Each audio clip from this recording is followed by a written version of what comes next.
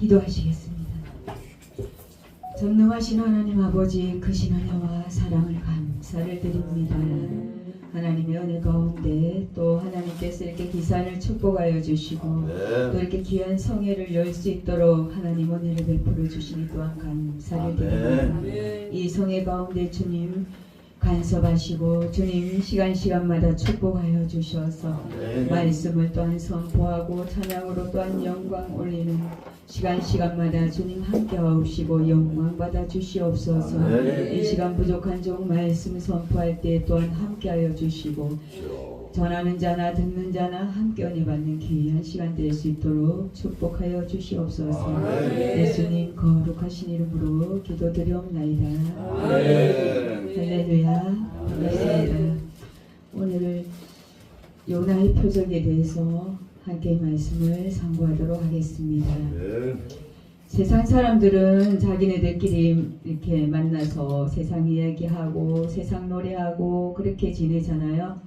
그렇지만 우리는 하나님 말씀 선포하면서 또 찬양하면서 그렇게 시간을 보낸다는 것이 얼마나 하나님께 영광되는 일인지 정말 축복된 저와 여러분인 것 같습니다. 아멘.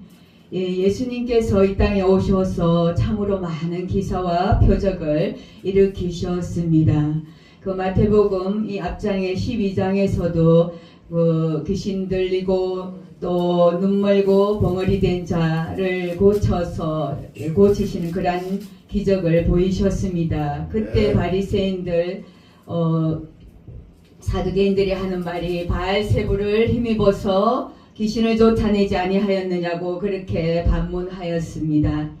그러나 예수님께서는 성령을 힘입어서 하나님 나라를 보이시기 위하여서 이렇게 눈먼 자, 안전병이, 귀신 들린 자, 또 중풍병자들 이런 많은 병자들을 고치셨습니다. 그러한 기사와 표적을 보이셨습니다. 오늘 1절에 바리새인과 사두개인들이 먼 곳에서 와서 오늘 또 예수님을 시험하여 하늘로서 오는 표적 보이기를 정하고 있습니다. 바리새인과 사두개인들은 유대인 중에서도 대표 주자이며 종교 지도자들입니다. 그들은 하나님의 말씀을 누구보다도 많이 알고 있는 그들이었습니다. 그러나 이들은 바리새인, 사두개인들은 사실 서로 친한 관계가 결코 아닙니다. 그들은 서로 앙숙 사이입니다. 그들은 부활이 있다 없다 이런 걸 가지고 서로 다투고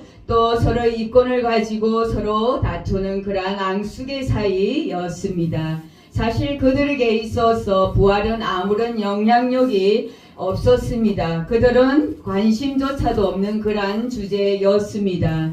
그들은 예수님의 부활을 생각하지도 아니한 사람들입니다. 예수님을 인정하지도 아니하는 사람들입니다. 2절에서 3절 말씀에 보시면 예수님께서 가라사대 너희가 저녁에 하늘이 붉으면 날이 좋겠다 하고 아침에 하늘이 붉고 흐리면 날이 굳겠다 하나니 너희가 청기는 분별할 줄 알면서 시대의 표적은 분별할 수 없느냐고 이렇게 말씀을 합니다. 우리가 다 연륜이 있고 나이가 있고 하면 일기예보를 시청하지 아니하여도 그 하늘만 바라보아도 그 하늘을 보면서 날씨를 예측할 수 있는 것입니다. 그만큼 분별력이 있다는 것이죠. 그러나 예수님 말씀은 이러합니다. 너희가 세상 것은 분별하면서 어찌 영적인 분별력은 없느냐 이렇게 말씀합니다. 내가 가난한 자에게 복음을 전파하고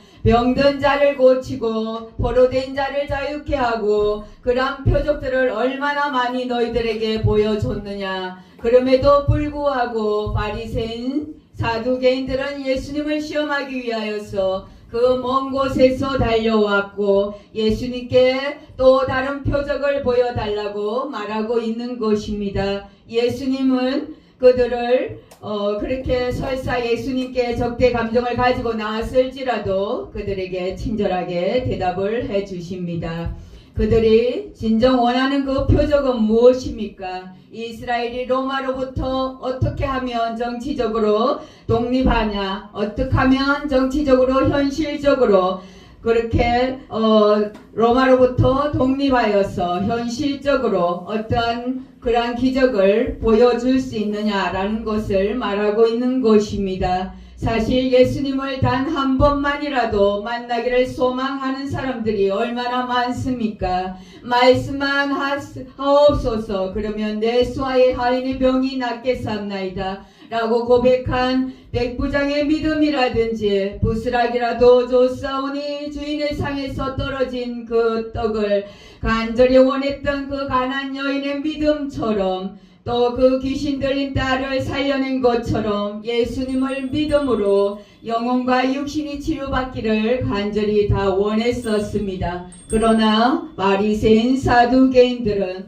오직 어떻게 하면 이 땅에서 한번 부와 권력을 얻어서 한번 대단하게 살아볼까 하는 그것에 초점이 있는 사람들이었습니다. 예수님과는 전혀 방향이 달랐습니다. 그들의 표적은 현실적인 메시아를 갈망하고 있는 것입니다. 4절에 악하고 음란한 세대가 표적을 구하나 예수님께서 그들을 향해서 악하고 음란한 세대라고 말씀하고 계십니다. 예수님은 어떻게 하든지 우리에게 영원한 생명을 주시려고 영원한 천국을 우리에게 주시려고 말씀하고 있는데 그들은 여전히 육적인 생각에 사로잡혀 있는 것입니다. 바리새인과 사두개인 그들의 말씀을 모르는 자가 결코 아님에도 불구하고 예수님의 말씀과 전혀 다른 그러한 표적을 구하고 있습니다. 종교 지도자들이라고 하는 자들이 예수님의 말씀과 전혀 다른 목적과 방향의 기적을 구하고 있는 것입니다. 오늘 요나의 표적은 무엇입니까? 요나 선지자가 하나님의 말씀을 듣고도 불순종하여 니느웨로 가지 아니하고 다시스로 갔던 것입니다. 그리하여 결국은 풍랑에 그 배는 뒤집히고 결국 요나는 바닷속 물고기의 밥이 되고 만 것입니다. 그러나 하나님의 은혜로 그 물고기가 사흘 만에 토해내어지게 되는 것입니다. 인자도 역시 사흘 밤낮을 그 무덤 속에 계신 것입니다. 결국은 그가 다시 살아나서 하나님의 복음을 전파하게 되는 것이죠. 죽었다가 다시 살아난 요나의 그 말씀, 그 복음을 전해 들은 니느웨가 왕으로부터 짐승까지 모두가 금식하고 회개에 이르게 되는 것입니다. 하나님의 말씀을 듣고 수없는 말씀을 듣고 또 설교를 듣고 깨달아 알고도 여전히 하나님의 말씀은 말씀이고 내 삶은 내 삶이고 그러한 육적인 삶을 살아간다는 것은 곧 악하고 음란하다라는 것입니다. 우리의 세대가 지금의 세대가 이 세대가 아닌가 한번 돌아볼 때인 것입니다. 상어의 입으로 들어간다는 것은 곧 죽음을 의미하는 것입니다. 그런 그가 사흘 만에 다시 살아난다는 것은 기적인 것입니다. 이 기적 가운데서 살아난 요나의 말을 들은 그들은 요나의 말을 듣지 않을 수가 없는 것이죠.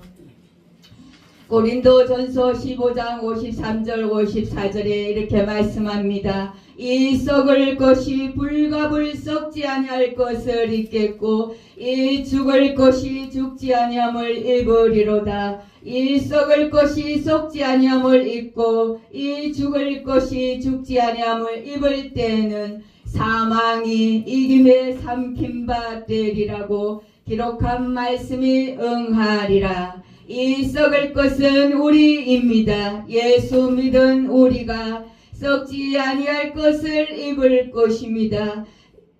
데살로니가전서 4장 16절 17절 말씀입니다. 주께서 호령과 천사장의 소리와 하나님의 나팔로 친히 하늘로 쫓아 강림하시리니 그리스도 안에서 죽은 자들이 먼저 일어나고 그 후에 우리 살아남은 자도 저희와 함께 구름 속으로 끌어올려 공중에서 주를 영접하게 하시리니 그리하여 우리가 항상 주와 함께 있으리라.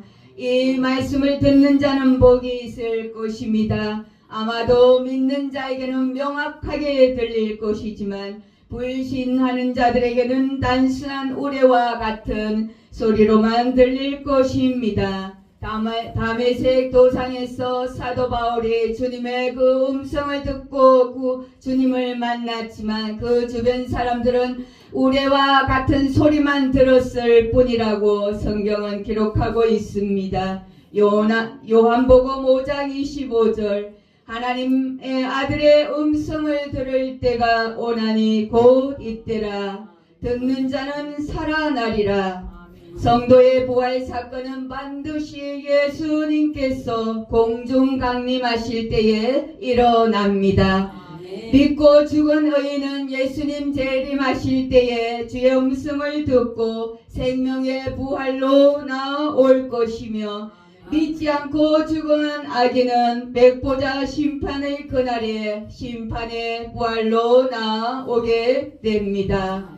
무덤에서 부활하여 일어난 과거에 죽었던 성도들과 몸이 변화되어 부활체가 된 현재 살아있던 성도들이 함께 공중의 들림을 받고 하늘 위에서 주와 함께 극적인 상봉을 하는 놀라운 일이 일어나는 것입니다. 하늘에서 천국 혼인잔치가 벌어지고 땅에서는 7년 대환란의 심판의 날이 일어날 것입니다. 이 일이 바로 예수님의 공중재림시 일어나는 일입니다.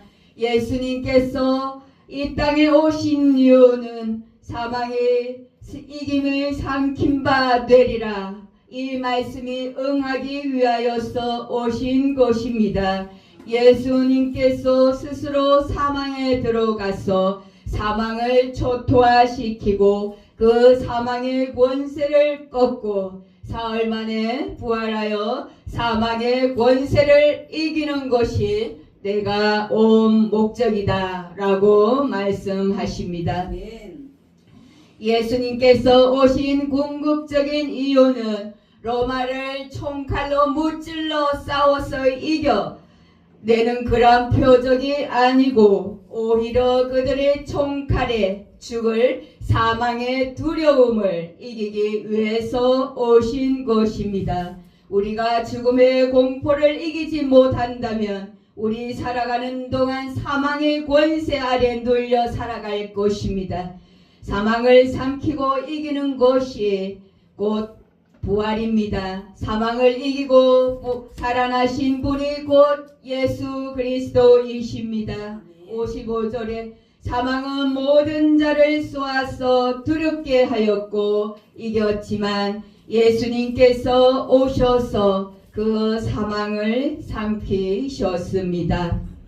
57절 사망의 권세 앞에 두렵지 않을 자가 없습니다. 우리 모두는 죄인이고 또 사망 앞에 두려운 자들입니다. 그러나 예수님께서 죽음을 삼키셨고 이기셨기에 우리에게 이 사망의 권세를 이기는 권세를 주신 것입니다. 부활의 믿음을 가진 우리도 이 사망의 권세를 이기는 것입니다. 아멘. 결론입니다.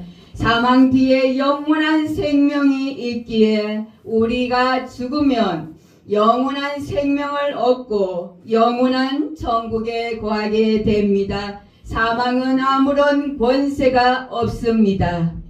예수께서 사망을 삼키셨고 우리를 사망의 권세에서 자유케 하셨습니다. 예수님께서 어쩌다가 끌려가셔서 십자가에 못 박아 죽으신 것이 아닙니다. 예수님께서 그 사망 권세를 꺾으시기 위하여서 이 땅에 오셨고 그 권세를 우리에게 주시기 위해서 오셨습니다. 우리에게 영원한 생명을 주시는 예수 그리스도이시며 그 사망의 권세를 꺾으신 능력의 예수님이십니다. 능력의 예수님의 손을 꼭 잡고 끝까지 승리하시는 저와 여러분 되시기를 축복합니다. 할렐루야. 감사하신 하나님 아버지, 이 땅의 사망 권세를 꺾으시고 우리를 위해 대속하여 아낌없는 피화물을 다 쏟으시고 죽으시고 부활하셔서 영원한 생명이 되신 전능하신 여호와 하나님, 크신 은혜와 사랑을 감사를 드립니다. 이 영원한 생명을 하나님 우리에게 주셨고 또 우리 믿지 않는 주변의 이웃들에게도 이 복음이 일파만파 흘러갈 수 있는 그러한 은혜와 믿음과 능력과 권세를 우리들의 입술에 허락하여 주시옵소서. 세상을 이길 힘과 지혜와 권세를 주시옵소서.